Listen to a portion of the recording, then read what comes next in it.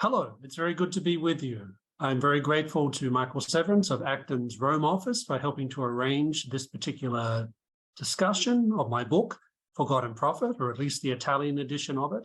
And I'd particularly like to thank the Lodi Liberale for presenting my book today in Northern Italy. The subject of banking, interest, finance, and its relationship to questions of moral theology and moral philosophy are, of course, very complicated. But it's true that natural law philosophy, and indeed Catholic moral theology, has a long history of thinking about questions of money, of interest, of profit, of banking, and finance. In fact, I don't think it's an exaggeration to say that the roots of these things very much lie in the context of medieval Europe, medieval Catholic Europe, and even more specifically in medieval Catholic Italy. We see here the development of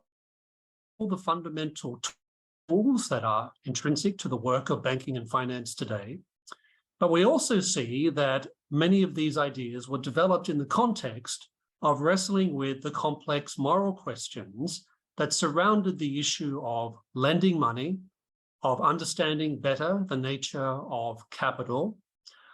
of grasping the great potential of banking to contribute to the growth of economies, as well as the ways in which growth economies could contribute to the overall flourishing of entire cities and indeed entire societies.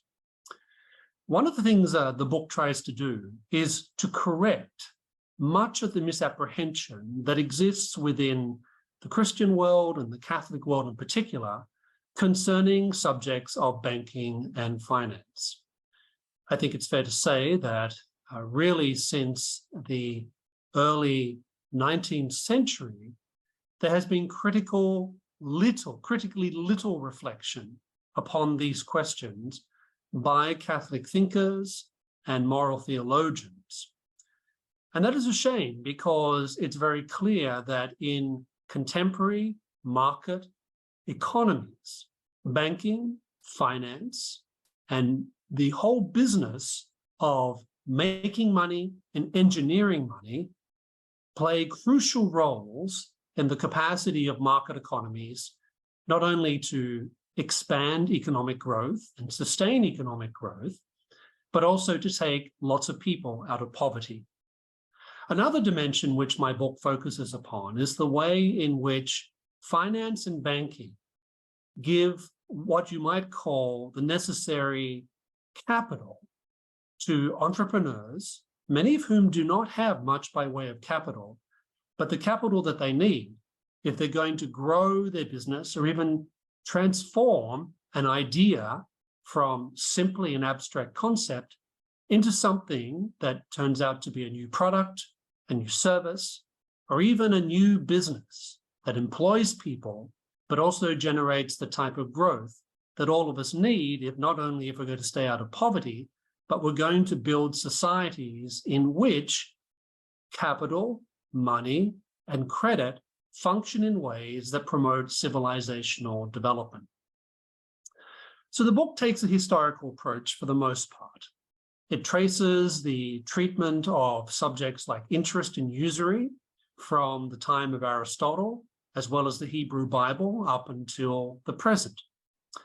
The other thing the book tries to do is develop a coherent moral framework for thinking through questions of banking and finance in the context of modern capitalist growth economies.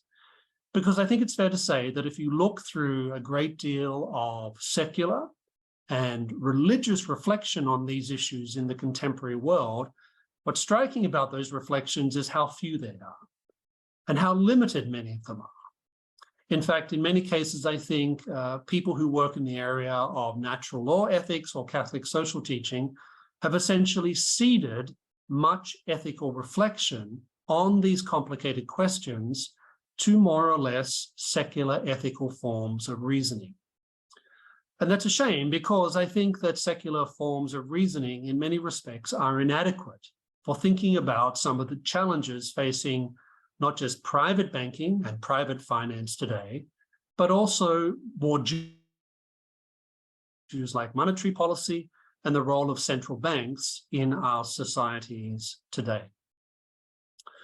I know you're going to have a good discussion today with the people from the Lodi Institute, as well as some of the distinguished commentators you're going to have speaking about this subject today. I wish I was there with you. I look forward to hearing from my friends and colleagues at Istituto Actin in Rome about how this event develops and some of the fruit that it yields. And I hope that the book helps to provide stimulation, much needed stimulation, I would add, for sound reflection upon these issues of finance and banking in the context of contemporary Italy, contemporary Europe, and the West as a whole. Thank you, and I wish you well with your discussions.